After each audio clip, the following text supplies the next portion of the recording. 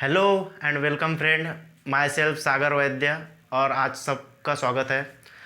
आज हम टॉपिक चालू कर रहे हैं जिसका नाम है किंगडम एनिमलिया। और उसमें जो है हम पूरे के पूरे एक लेक्चर बाय लेक्चर पूरे 10 फाइलम के बारे में डिस्कस करेंगे।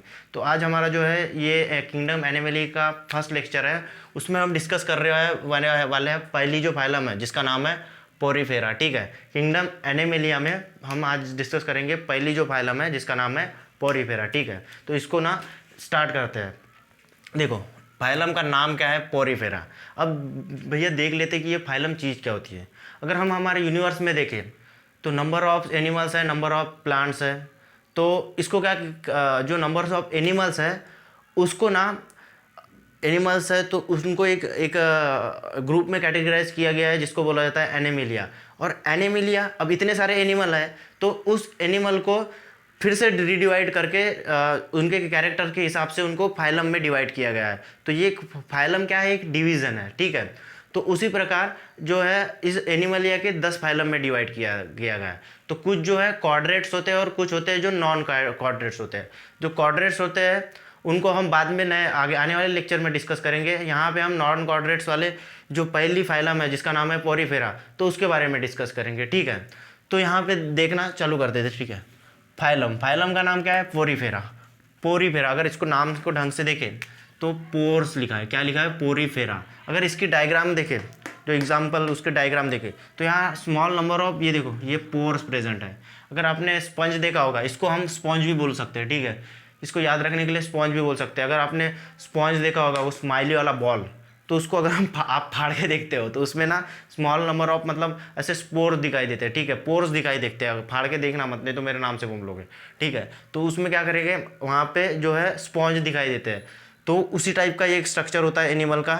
तो ये देखो एनिमल में क्या होता है कि स्मॉल पोर्स प्रेजेंट होते हैं। अब उसके बाद आगे देखेंगे ये हैबिटेट मतलब क्या होता है, the animal where they live, उनकी जो रहने की जगह होती है उसको बोला जाता है हैबिटेट। तो इनका हैबिटेट कहाँ होता है, कुछ मराइन वाटर में होते हैं, कुछ एक्वेटिक होते हैं और कुछ फ्रेश वाटर में। फ्रेश वाटर में मतलब जहाँ हमारे जैसे नदी तालाब, इसमें भी आपको मिल जाएंगे ये जो एनिमल है। ठीक है, पोरीफेरा या हैबिटेट समझ में आया। हैबिटेट में क्या क्या लिख सकते हैं अपन, मराइन, एक्वेटिक और फ्रेश, ये तीनों जगह मिलेंगे। समझ में आया। अब नेक्स्ट चीज़ है सिमेट्री। सिमेट्री क्या होता है, ये होती है असिमेट्री। अब भैया सिमेट्री के बारे में जान देते हैं। 3 टाइप की सिमेट्री होती है, एक बायलैटरल सिमेट्री, दूसरी होती है रेडियल सिमेट्री और तीसरी होती है असिमेट्री। तो बायलैटरल सिमेट्री क्या होती है, जैसे एक एनिमल है, अगर किसी एनिमल को अपन अगर सेंट्रल एक्सिस से काट रहे हैं तो इसका अगर 2 इक्वल पार्ट में डिवीज़न हो रहा है, जैसे मैं हूँ, मेरे को अगर इक्वल पार्ट में काट रहा है और मैं इक्वल पार्ट में डिवीज़न हो रहा हूँ, तो मेरी क्या है, बायलैटरल सिमेट्री। ठीक है, इसको बोला जाता है बायलैटरल सिमेट्री। अब देखो ये स्टार फिश है, जैसे स्टार फिश ऐसे ऐसे कुछ स्टार फिश है, इस समझ लो स्टार फिश है। अब देखो यहाँ पे अगर हम किसी एक एक्सिस और दूसरी एक्सिस, अगर किसी एनिमल को 2 एक्सिस में काटने के बाद भी इक्वल क्या बोलते, तो डिवीज़न हो रहा है, इक्वल अगर डिवीज़न हो रहा है तो उसको बोला जाता है रेडियल सिमेट्री। और तीसरी चीज़ होती है जो होती है असिमेट्री, जो यहाँ दिखाई देती है। अगर हम इसको अगर डिवाइड कर रहे हैं तो ये इक्वल पोर्शन में डिवाइड नहीं होगा, किसी भी एक्सिस पे डिवाइड करने के बाद ये इक्वल पोर्शन में डिवाइड नहीं होगा। और किसी 2 एक्सिस पे डिवाइड करने के बाद भी ये इक्वल पार्ट्स में डिवाइड नहीं होगा। समझ में आया। तो उस सिमेट्री को बोला जाता है असिमेट्री। समझ में आ रहा है। तो ये हो गई हमारी ये जो बॉडी है ये कैसी होती है, असिमेट्रिकल बॉडी। ठीक है, अब यहाँ पे जो माइन्यूट पोर्स होते हैं, ये पोर्स होते हैं, मैंने पहले ही बताया कि ये कैसी होती है, स्पॉन्जी बॉडी होती है। समझ में आया। स्पॉन्जी मतलब जहाँ पोर्स प्रेजेंट होते हैं। तो इस पोर्स को बोला जाता है ऑस्टिया। क्या बोला जाता है, ऑस्टिया। या नाम याद रहेगा, इसको बोला जाता है ऑस्टिया। समझ में आया। तो ये जो पोर प्रेजेंट होते हैं उसको बोला जाता है ऑस्टिया।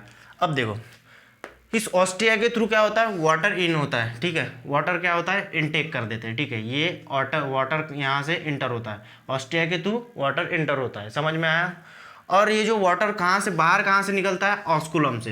ये यहाँ पे ये जो पार्ट है इसको बोला जाता है ऑस्कुलम। तो वाटर यहाँ से इंटर होता है और यहाँ से बाहर चले जाता है। समझ में आया।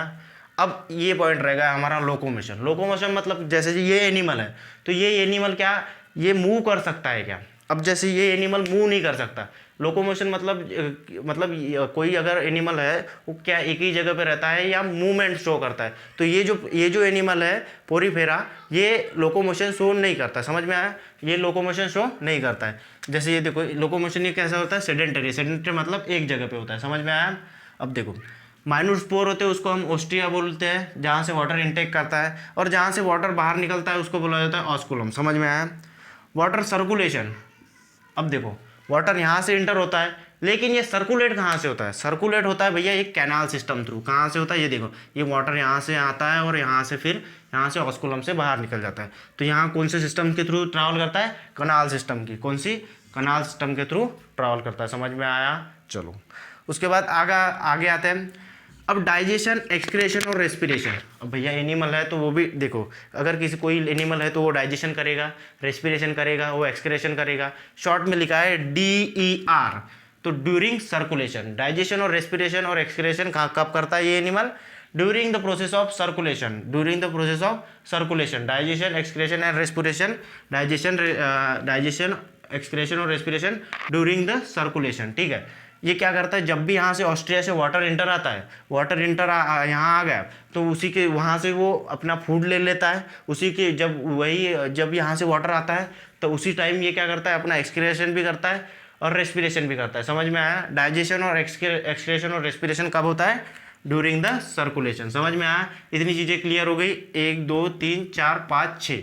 ठीक है, 6 पॉइंट क्लियर हो गए। अब बात करते हैं इसमें रिप्रोडक्शन की। अब एनिमल है तो रिप्रोडक्शन करेगा ही। ठीक है, तो रिप्रोडक्शन यहाँ पे दोनों टाइप के होते हैं, एक सेक्सुअली एंड असेक्सुअली। दोनों टाइप के रिप्रोडक्शन यहाँ पे होते हैं। समझ में आया? सेक्सुअली भी होता है और असेक्सुअली भी होता है। और फर्टिलाइजेशन, फर्टिलाइजेशन मतलब क्या होता है? Fusion of male and gamete, male and female gamete. तो ये फर्टिलाइजेशन कैसा होता है? इंटरनल। इंटरनल मतलब बॉडी के अंदर। अगर एक्सटर्नल हो रहा है तो जैसे अगर एक चीज़ याद रख सकते हैं, जैसे कोई अगर इंटरनल फर्टिलाइजेशन हो रहा है मतलब वो क्या दे रहा है? अंडा दे रहा है। इंटरनल हो रहा है मतलब वो पूरा बन के बाहर आ रहा है। समझ में आया? और इसका एग्जाम्पल है साइकॉन। ठीक है, तो और ये रही हमारी पोरीफेरा की डायग्राम, मतलब साइकॉन की डायग्राम। तो ये हो गई हमारी पहली फाइलम जिसका नाम है पोरीफेरा। अब इसके बाद में दूसरी, तीसरी, चौथी, पाँचवीं, छठवीं, 7वीं, 8वीं, 9वीं और 10वीं, ऐसे हम पूरे 10 फाइलम डिस्कस करेंगे। अगर आपको वीडियो पसंद आता है तो उसको लाइक करो, अगर चैनल को सब्सक्राइब करो। धन्यवाद।